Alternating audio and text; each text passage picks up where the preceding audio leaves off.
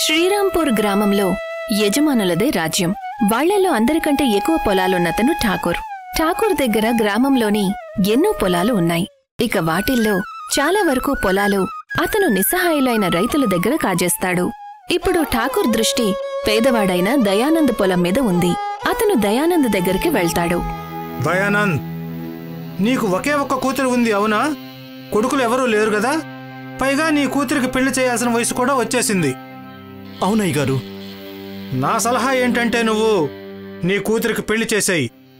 ఒకవేళ ఇచ్చిపుచ్చుకోవడానికి ఏమైనా అవసరం వస్తే అప్పుడు నేను నీ పొలాన్ని కొనుక్కుంటాను. అయ్యగారు, నా పొలమే నాకు బ్రతకడానికి ఆసరా. ఈ పొలాన్ని నేను ఎలా అమ్మగలను? కానీ ఎప్పుడైనా నాకు అవసరం వచ్చింది అంటే అప్పుడు నేను ఖచ్చితంగా మీ దగ్గరికే వస్తాను. సరే. తర్వాత ఠాకూర్ అక్కడ్నుంచి వెళ్లిపోతాడు. కాని అతను ఆలోచిస్తాడు దయానంద్ తన పొలాన్ని అమ్మే విధంగా ఎలా ఒప్పించాలా అని. ఆ విధంగా కొన్ని రోజులు గడుస్తాయి. దయానంద్ కూతురు కోసం ఒక సంబంధం వస్తుంది. ఆ అబ్బాయికి లత నచ్చుతుంది. లతకి కూడా అబ్బాయి నచ్చుతాడు. కాని ఇప్పుడు దయానంద్ ఆలోచనలో పడ్డాడు. ఆ రోజు అతను ఇంటి బయట ఆలోచిస్తూ కూర్చుంటాడు. ఏమైంది నాన్నా, మీరెందుకు ఇంత కంగారు పడుతున్నారు? లత, నీ దగ్గర ఏమీ దాచను. నీకంతా తెలుసు కదా నా పరిస్థితి ఎలా ఉంది అని. ఇప్పుడు నీ పెళ్లి ఖర్చులకు ఎక్కడి నుంచి డబ్బు తీసుకురావాలి, దాని గురించే నేను ఆలోచిస్తున్నాను. నాన్నా, మీరు నా పెళ్లిని కొన్ని నెలల వరకు ఆపి ఉంచండి. మనమిద్దరం కలిసి టమాటాలను పండిద్దాం.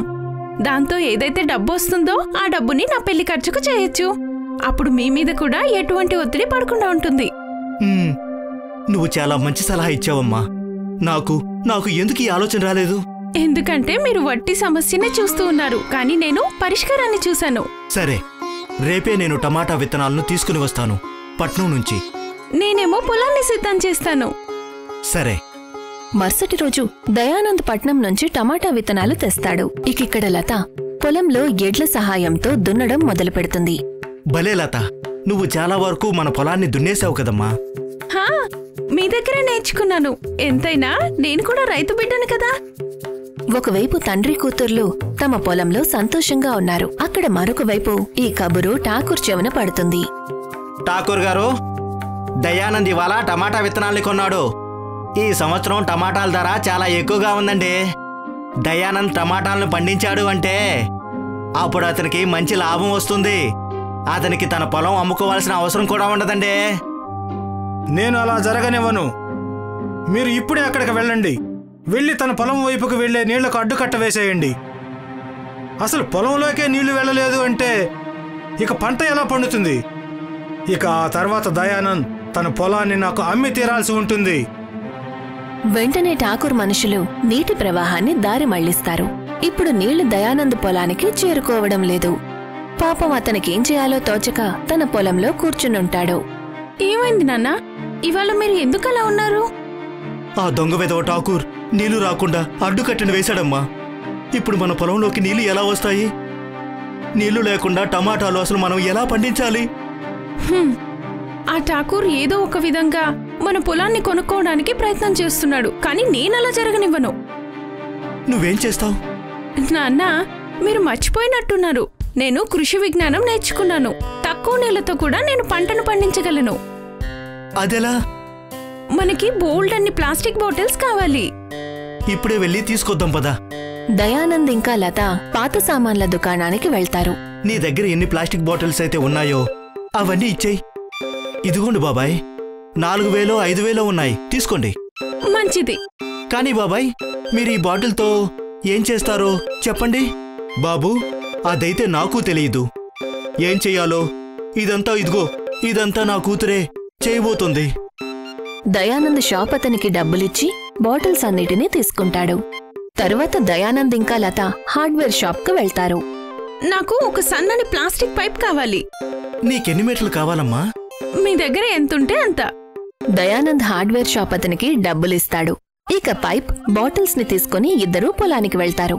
పొలంలో లత బాటిల్ మూతలకి కన్నం పెట్టి దాంట్లోకి పైప్ తగిలిస్తుంది.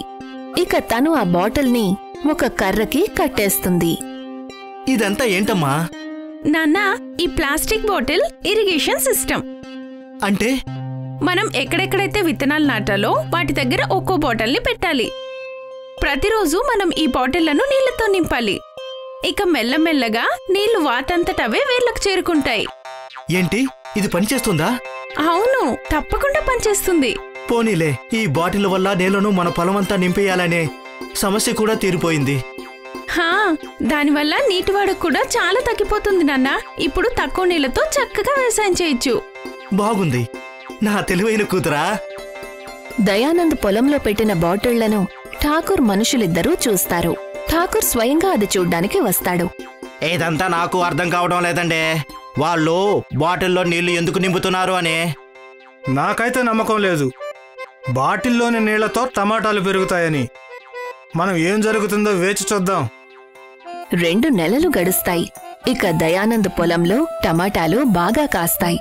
అరే భలే లత, నీ ఐడియా బాగా పనిచేసింది. చెయ్యాల్సిందే మరి.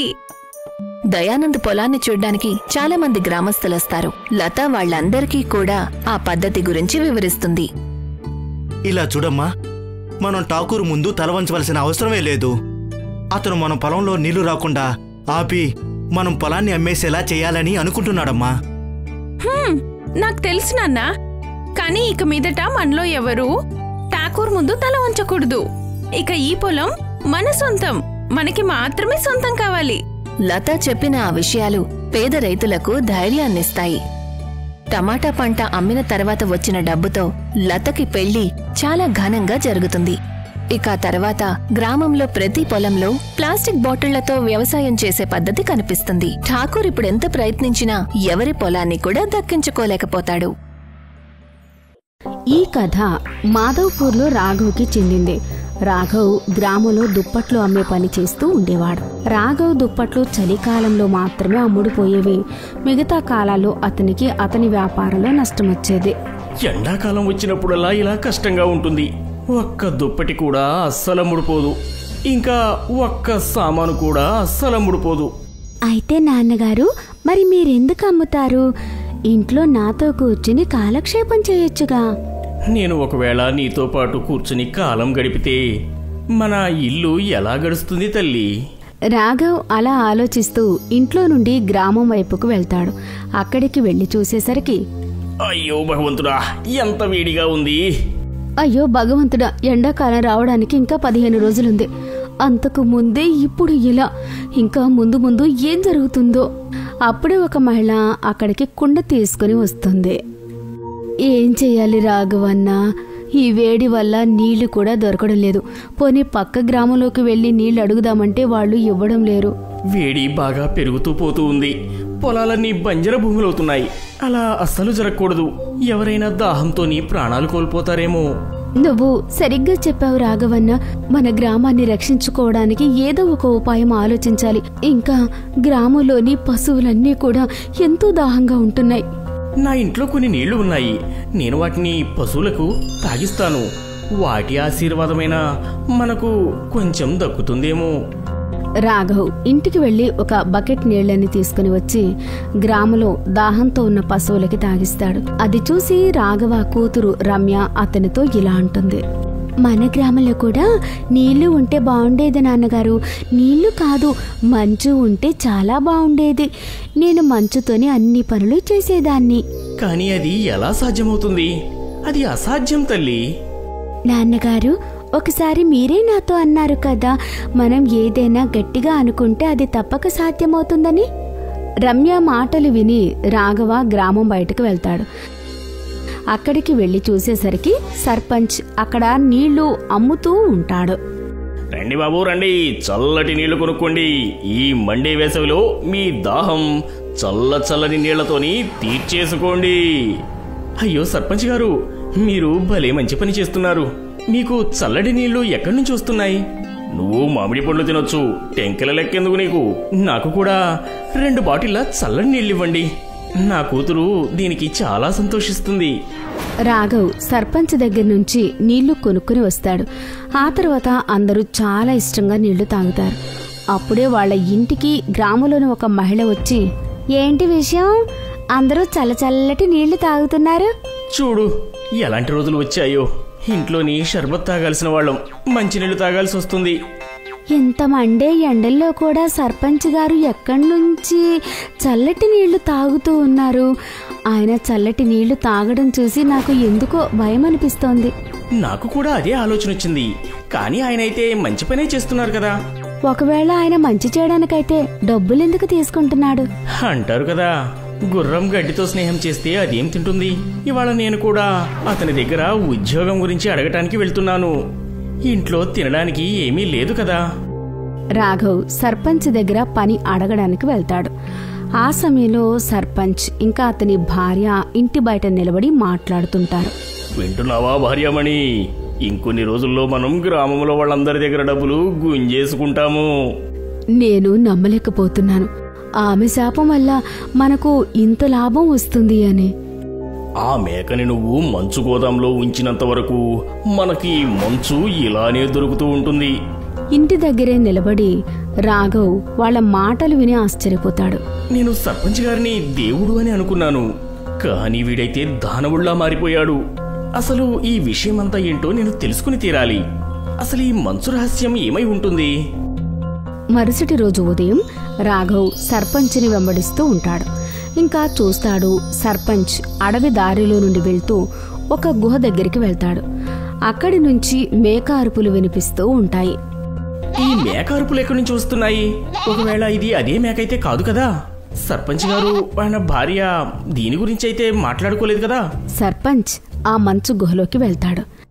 రాఘవ కూడా అతన్ని వెంబడిస్తూ లోపలికి వెళ్తాడు. అక్కడికి వెళ్లి చూసేసరికి మేక చలికి వణికిపోతూ ఉంటుంది.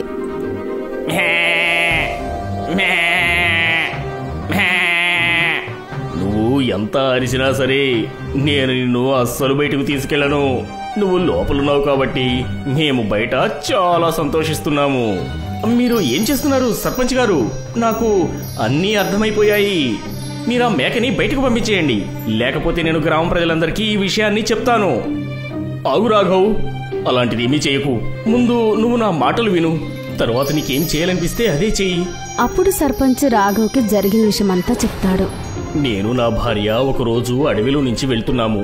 అప్పుడు ఒక సాధు బాబా ఈ మేకను పట్టుకుని కనిపించారు. బాలక, నాకు చాలా దాహంగా ఉంది, కొన్ని నీళ్లు నువ్వు ఇవ్వగలవా?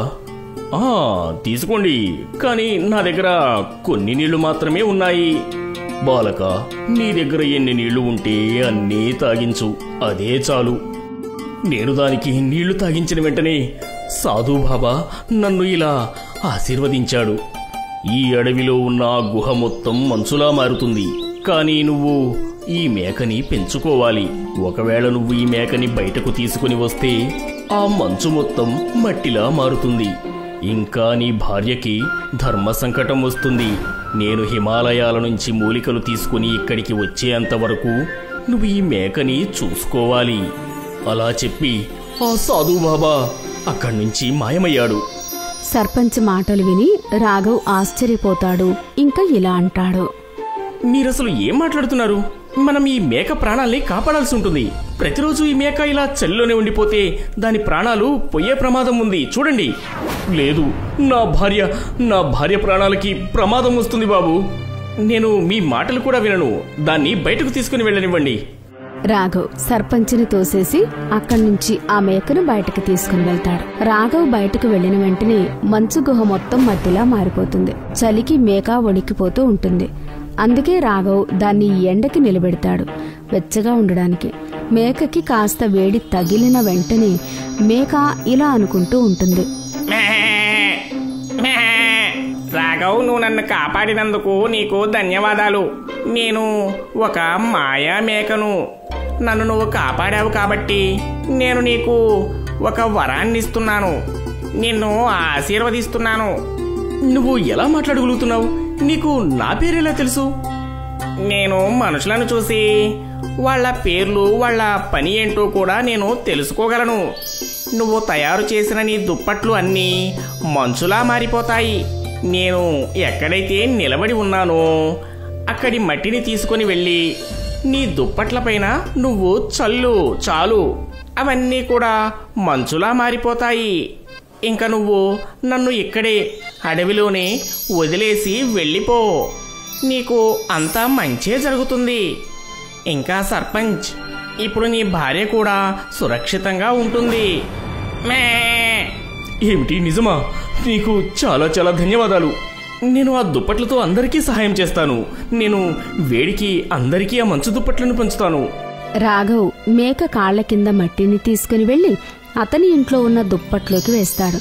చూస్తూ చూస్తూనే దుప్పట్లు అన్నీ మంచులా మారిపోతాయి. నేనిప్పుడు ఈ మంచు దుప్పట్లను అందరికీ పంచుతాను. ఈ మండే ఎండల వేడికి జనాలు ఎవరు దాహంతో ఉండకూడదు.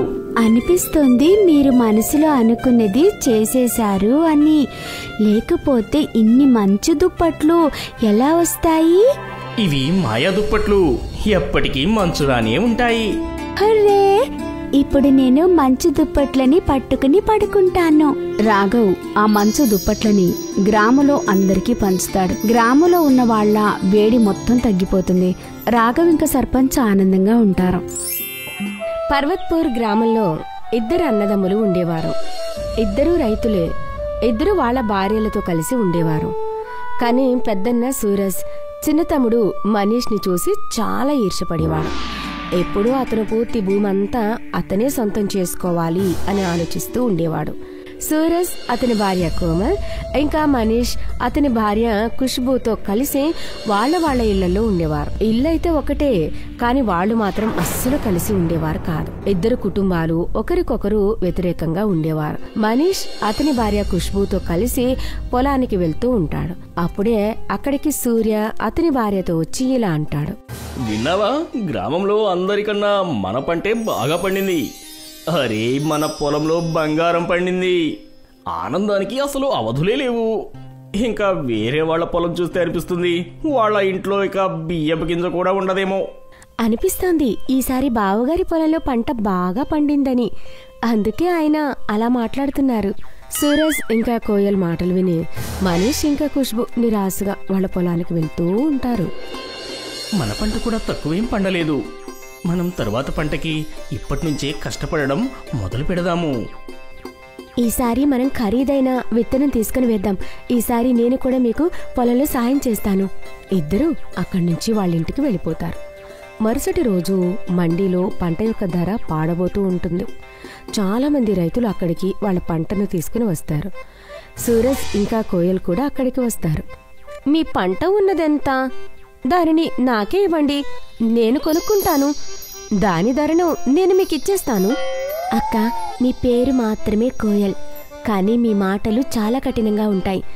మా పొలం మేము అమ్ముకోగలం, మేము చూసుకోగలం. ఆ మాట వినగానే కోయల్ కోపంగా అక్కడి నుంచి వెళ్ళిపోతుంది. ఇంకా ఖుష్బు తన పంటకి బేరం కుదురుస్తూ ఉంటుంది. చెప్పండి ఖుష్బు గారు, ఈసారి మీ పంట ఎలా పండింది? చూడటానికైతే చాలా బాగా పండింది. చూడండి అన్నా, ఈసారి పొలమైతే బానే పండింది, కానీ తక్కువ పండింది. అయినా శనగల పంట ఇవాళ రేపు ఎవరు పండిస్తున్నారు? శనగల పంట ఈ మధ్య తక్కువగా పండించడం వల్ల శనగల రేటు కూడా బాగా ఉంది. ఖుష్బు తన శనగల పంట గురించి బేరమాడుతూ ఉంటుంది. అంతలో కోయల్ బియ్యం పంటకి ధర కుదిరిపోతుంది. బియ్యం ధర చూసి కోయల్ ఇంకా సూరజ్ 2 చాలా నిరాశపడతారు. అదే మనీష్ ఇంకా ఖుష్బూల శనగల ధరకి చాలా ఆనందపడతారు. నేను నీకు ముందే చెప్పాను, ఈసారి శనగల పంట మనం వేద్దాము అని. కానీ నువ్వే వినలేదు. ఇప్పుడు చూడు, మనకంటే ఆ మనీష్ శనగలకి ఎక్కువ ధర వస్తుంది. అరే, అయితే అందులో పెద్ద విషయం ఏముంది? మనం ఈసారి శనగల పంట వేద్దాం, వాళ్ళు వేసినలాగా. సూరజ్ ఇంకా కోయల్ శనగల పంటకి పొలాన్ని తయారు చేస్తూ ఉంటారు. మరొక పక్క మనీష్ ఇంకా ఖుష్బు కూడా శనగల పంట వేయడానికి తయారవుతుంటారు. వింటున్నావా? ఈసారి కూడా మనం శనగ పంట వేయడానికి కావలసిన ఏర్పాట్లన్నీ సిద్ధం చేసుకుందాం. బాగా కష్టపడదాం. కాలం గడుస్తూ ఉంటుంది. సూరజ్ చాలా ఖరీదైన మందులు తెచ్చి అతని శనగల పంట పైన వేస్తూ ఉంటాడు. ఇంకా దాన్ని చాలా బాగా చూసుకుంటూ ఉంటాడు. మనం మన పొలానికి 4 దిక్కులా కంచె వేయాలి, లేకపోతే జంతువులు వచ్చి తినేస్తాయి. దానివల్ల మన పొలానికి నష్టం జరుగుతుంది. ఇంకా పంట దిగుబడి కూడా తక్కువ వస్తుంది. లేదండి, మన పొలానికి ముందే చాలా ఖర్చయింది. ఇంకా మనం ఖర్చు చేయడం అంత మంచిది కాదు. మన దగ్గర అది తప్ప వేరే ఇంకే దారి లేదు. మన పంట మొత్తాన్ని జంతువులే తినేస్తే ఇంకా మనకేం మిగులుతుంది? మీ తమ్ముడు మనీష్ అయితే కంచె లాంటిది అయితే ఏమీ కట్టలేదు కదా, మరి మనమెందుకు కంగారు పడాలి? మనీష్ కూడా తన పొలాన్ని చాలా బాగా చూసుకుంటూ ఉంటాడు. ప్రతిరోజు రాత్రి అతను పొలం దగ్గరే మంచం వేసుకుని పడుకునేవాడు. ఈసారి కూడా నా పంటని నేను బాగా చూసుకుంటాను. ఈ శనగల పంట వల్లనే నేను ఆ సంవత్సరం మొత్తం నా ఇంటిని గడపగలుగుతున్నాను. మన కోరికలు తప్పకుండా తీరుతాయండి. ఇంకా బాగా కష్టపడదాం. ఇంకా పంట కోసి మండిలో అమ్ముదాం. సూరజ్ మనీష్ పొలాన్ని వెళ్లి చూస్తాడు. ఇంకా చాలా ఆశ్చర్యపోతాడు. మనీష్ పొలంలో శనగల పంట బంగారంలా మెరిసిపోతూ ఉంటుంది. అవి అన్నీ చూసి అతను ఆ విషయమంతా అతని భార్య దగ్గరికి వెళ్లి చెప్తాడు. నేను ఇవాళ మనీష్ పొలాన్ని చూసొచ్చాను. మన పొలం కంటే 10 ఎక్కువ పంట తన పొలంలో పండుతుంది. అది ఎలా సాధ్యమో నాకు అస్సలు అర్థం కావడం లేదు. నేను చెప్పేది మాత్రం నిజం. కానీ అది ఎలా సాధ్యం? ఖరీదైన విత్తనం వేయలేదు, ఆ పంటని బాగా చూసుకోలేదు. కానీ ఆ పంట అలా ఎలా పండింది? ఇంకా నేను ఆ ఖుష్బు మాటలు పాడలేను. మీరే ఏదో ఒకటి చెయ్యండి. ఆగు, నాకు దానికి వైద్యం తెలుసు. నాకు ఒక తాంత్రికుడు తెలుసు. ఆయనే దీనికోసం ఏదో ఒక ఉపాయం చెప్తాడు. ఇక దీంతో ఆ మనీష్ పని అయిపోయినట్లే చూడు. సూరజ్ ఇంకా కోయల్ తాంత్రికుడి దగ్గరికి వెళ్తారు. ఇంకా వాళ్ల సమస్యకు పరిష్కారం అడుగుతారు. భాగడబోల్ భాగడబోల్. పిల్లలు, నేను మీ మాటలన్నీ విన్నాను. నేను మీకు ఒక మందు ఇస్తాను. ఆ మందుని తీసుకుని వెళ్ళి మీ తమ్ముడి పొలంలోని చల్లి చూడండి. పంట మొత్తం ఇనుములా మారిపోతుంది. తాంత్రికుడు సూరజ్కి ఒక మందు ఇస్తాడు. దాన్ని మనీష్ పొలంలో వేయమని చెప్తాడు. నేను అలానే చేస్తాను. ఇంకా రాత్రి వెళ్లి సూరజ్ ఆ మందు మొత్తాన్ని మనీష్ పొలంలో చల్లుతారు. ఉదయం మనీష్ నిద్ర లేచేసరికి అతని పొలాన్ని చూసి అతను ఆశ్చర్యపోతాడు. అతను అక్కడే కూర్చుని ఏడుస్తూ ఉంటాడు. అయ్యో భగవంతుడా, ఇది ఎలా జరిగింది? నా పంటంతా ఇనుములా మారింది. నేను ఎవరికి ఏ అన్యాయం చేశాను? నేను ఇక నా ఇంటిని ఎలా నడిపించాలి? ఖుష్బూ, ఖుష్బూ, ఎక్కడున్నావు? నువ్విక్కడ చూడు, అసలు మన పొలానికి ఏమైందో? మనీష్ అరుపు విని ఖుష్బూతో పాటు గ్రామ ప్రజలందరూ అక్కడికి వస్తారు. వాళ్లతో పాటు సూరజ్ ఇంకా కోయల్ కూడా వస్తారు. కానీ ఇదంతా ఎలా జరిగింది? నిన్న రాత్రి వరకైతే పంటంతా బాగానే ఉంది కదా, నిన్న నేను చూశాను. కానీ ఇప్పుడు ఏం చేద్దాం? ఇనుముగా మారిపోయిన పంట చూసి సూరజ్ ఇంకా కోయల్ చాలా ఆనందంగా ఉంటారు. ఏం పర్వాలేదు తమ్ముడు, నువ్వు కొద్ది రోజులు మా ఇంట్లో ఉన్న శనగలు తిని బ్రతకొచ్చులే. ఇప్పుడు ఏం చేయగలరు ఖుష్బూ చెల్లి? ఇంకా ఏడవడం ఆపండి. రోజు మా ఇంటికి వచ్చి శనగలు తినండి. నేనెక్కడ ఏడుస్తున్నాను? మాకు ఏం జరిగినా సరే మేము మీ ఇంటికి వచ్చి మాత్రం తినము. దాని గురించి మీరేం కంగారు పడకండి. ఇద్దరు కుటుంబాలు గొడవ పడ్డం చూసి సర్పంచ్ గారు నవ్వుకుంటూ అక్కడికొచ్చి ఇలా అంటారు. అరే మనీష్ బాబు, ఇందులో ఏడవడానికి ఏముంది? దీనికి నువ్వు చాలా ఆనందపడాలి. కానీ ఇప్పుడు ఎలా? మా పంటని అసలు ఎవరు కొంటారు? అరే ఒక్కసారి ఆలోచించు. శనగలకైతే నీకు కొంత డబ్బే వస్తుంది. ఇప్పుడు నీ పొలంలోని ఇనుముతో మారిన శనగలు పండాయి. అయినా ఇప్పుడు ఇనుముకి బజార్లో చాలా డిమాండ్ ఉంది. ధర కూడా ఎక్కువే ఉంది. నువ్వు త్వరలోనే ధనవంతుడు అవుతావు, ఒకవేళ ఇది నువ్వు నమ్మినట్లయితే. నిజంగానా? అయితే నీకు ఎవరైనా తెలుసా ఈ ఇనప పంటని కొనడానికి? నాకు తెలుసు, నువ్వు కంగారు పడకు, నువ్వు సంతోషంగా ఉండు. ఎవరు బాధపడాలో వాళ్లే బాధపడతారు చూడు. సర్పంచ్ చెప్పినట్టే మనీష్ అతని ఇనుముతో మారిన శనగలని అమ్మేస్తాడు. చాలా హాయిగా ఉంటాడు. మరొక పక్క సూరజ్ ఇంకా కోయల్ వాళ్ల శనగల పంట మండీలో చాలా తక్కువ ధరకే అమ్ముడుపోతుంది. వాళ్ళు చేసిన దానికి వాళ్ళకి శిక్ష పడింది. మనీష్ ఇంకా ఖుష్బూ వాళ్లకంటూ ఒక పెద్ద ఇంటిని కూడా కట్టుకుంటారు. ఇంకా అక్కడే చాలా ఆనందంగా ఉంటారు.